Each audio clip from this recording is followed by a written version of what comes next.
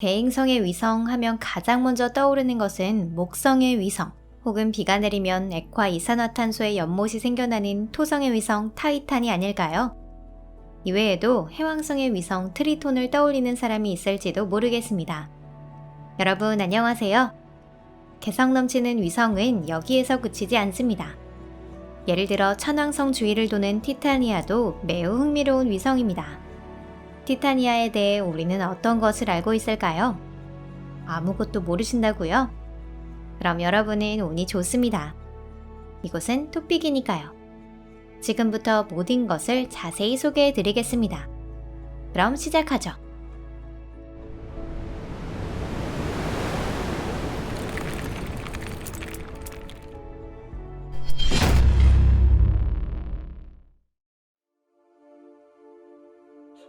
천왕성계. 수천 년 동안 가장 먼 곳의 행성은 토성이라고 여겨져 왔습니다. 고대 바빌론 시대부터 유지되어 온 이 정설이 흔들린 것은 1781년 3월 13일의 일입니다. 여러분도 이미 눈치채셨겠지만 바로 이날 윌리엄 허셜에 의해 천왕성이 발견되었습니다. 하지만 이 천체는 허셜 이전에도 몇 번인가 관측된 사실이 역사가에 의해 증명되었지만 항상 하찮은 어두운 별로 취급되어 왔습니다. 가장 먼 행성은 토성이라는 천년에 걸친 고정관념에 끌려다닌 것이지요. 허셜 자신도 처음에는 천왕성을 해성이라고 생각했을 정도입니다. 천왕성 역시 행성임을 알아차린 허셜은 이 별을 관찰하는 데 수년을 소비했습니다. 1787년 1월 11일 그는 후에 오베론과 티타니아라는 이름으로 알려진 두 개의 위성을 발견하게 되는데요. 재밌게도 이 두 위성은 이날부터 수십 년 동안 고집스럽게 망원경이 비치는 일이 없었습니다. 때문에 허셜의 발견이 잘못됐거나 조작이 아닌지 의심하는 과학자들도 나타났을 정도랍니다. 물론 실제로는 당시의 관측 기술이 원시적이고 미숙했던 것이 원인이었습니다. 또 한 가지 흥미로운 사실이 있는데요. 천왕성 위성의 이름을 지어준 허셜과 그의 아들 존은 영국인이었기 때문에 그들은 하늘의 모국의 문화를 영원히 남기고 싶어 했습니다. 오베론과 티타니아라는 이름은 셰익스피어의 희극 한여름밤의 꿈에서 나오는 캐릭터에서 유래했는데 아마도 이것이 고대 신들이나 그리스 로마 신화의 등장임을 외에 다른 이름이 지어진 최초의 천체일 겁니다. 천왕성의 위성 중 아리엘과 움브리엘 두 개는 1851년 윌리엄 러셀이 발견했고 미란다는 1948년 제럴드 카이퍼가 발견했습니다. 현재 천왕성에는 27개의 위성이 알려져 있지만 대부분 작은 돌멩이로 구형이 아닙니다.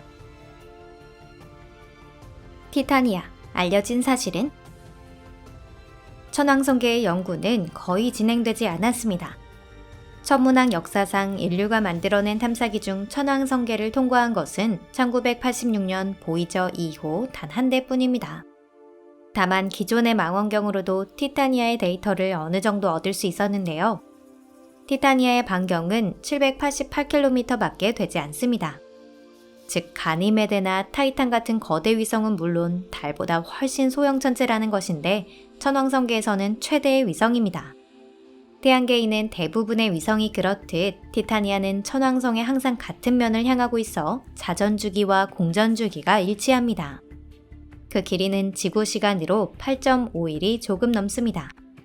행성 중에서도 천왕성은 옆으로 쓰러진 채 고개를 약간 숙인 상태에서 회전하기 때문에 매우 독특한 계절 변화가 있는 것으로 알려져 있습니다. 천왕성은 84년에 걸쳐 태양 주위를 일주합니다. 극지에서는 42년간 낮이 지속되고 나머지 42년간은 밤이 지속됩니다. 하지나 동지가 되면 천왕성의 극 중 하나가 태양의 정면을 향하기 때문에 태양의 면한 방구에서는 백야가 되고 반대편 방구에서는 극야가 됩니다. 이때 적도상에 한해서 주야가 빠르게 교체됩니다. 춘분, 추분 때에는 태양이 천왕성의 적도 정면에 이르기 때문에 극지를 제외한 천왕성 전체에서 주야가 바뀝니다. 다만 그것이 일어나는 것은 단기간뿐입니다. 뭔가 천문학 수업 같아 머리가 어지럽네요. 티타니아는 천왕성의 다른 모든 위성들과 마찬가지로 천왕성의 적도면을 공전하고 있습니다. 즉 옆으로 넘어져서 돌고 있는 것이죠. 그렇기 때문에 천왕성에 대해 이야기한 것은 모두 티타니아에도 해당된다고 볼 수 있습니다. 만약 우리가 티타니아에 살고 있다면 밤낮으로 시간을 재지는 않을 겁니다. 그렇게 해도 의미가 없기 때문이죠. 극지는 특히 즐거울 것 같은데요. 태양이 무엇인지 모르는 세대가 성장하면 그 뒤엔 밤이 무엇인지 모르는 세대로 변해갈 테니 말입니다.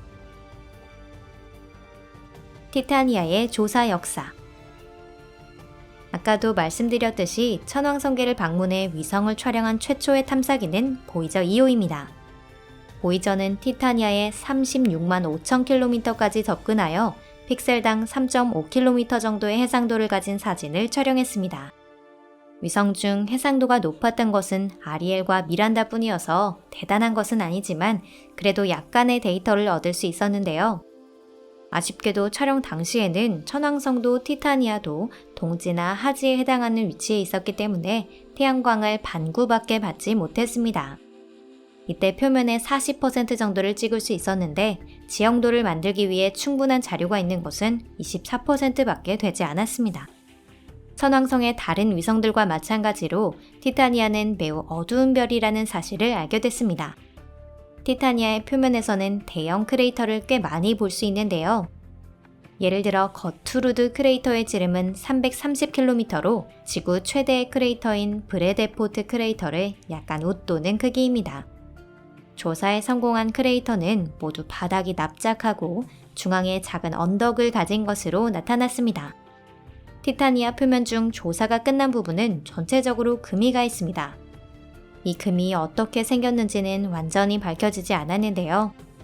어쩌면 이것은 멘틀이 식은 것과 관계가 있을지도 모릅니다. 티타니아의 멘틀은 이론상 물로 되어 있을 겁니다. 여러분도 아시다시피 물이 얼면 팽창해서 용기가 깨질 수 있죠. 참고로 이러한 물의 팽창은 이식용 장기의 냉동 보존에 종사하는 의사나 기술자에게는 골치 아픈 문제로 조금이라도 절차가 어긋나면 수분이 동결되고 세포가 손상되어 장기가 조직적으로 질퍽한 상태가 됩니다.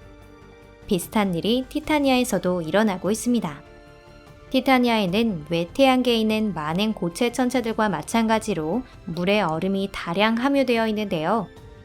지각 아래, 즉 지구에서 말하면 장렬하는 멘틀이 있는 위치에 유로파나 가니메데와 마찬가지로 녹은 얼음이 지하바다처럼 펼쳐져 있을 겁니다. 하지만 천왕성은 목성만큼 무겁지는 않기 때문에 티타니아 내부를 흔들어 동결을 막을 정도의 중력은 없습니다. 그렇기 때문에 동결할 때 지하의 바다가 팽창하며 지각이 압박되어 갈라져 버립니다. 이러한 프로세스가 수십억 년 동안 계속되었고 지금도 아직 끝나지 않았을지도 모릅니다. 크레이터는 운석 폭격이 아닌 이 과정과 관련이 있을 수 있습니다. 전문가들은 2001년부터 2005년에 걸쳐 티타니아의 분광 측정을 했습니다. 그 결과 이 위성에는 지극히 얇은 대기가 희미하게 존재한다는 것이 판명되었는데요.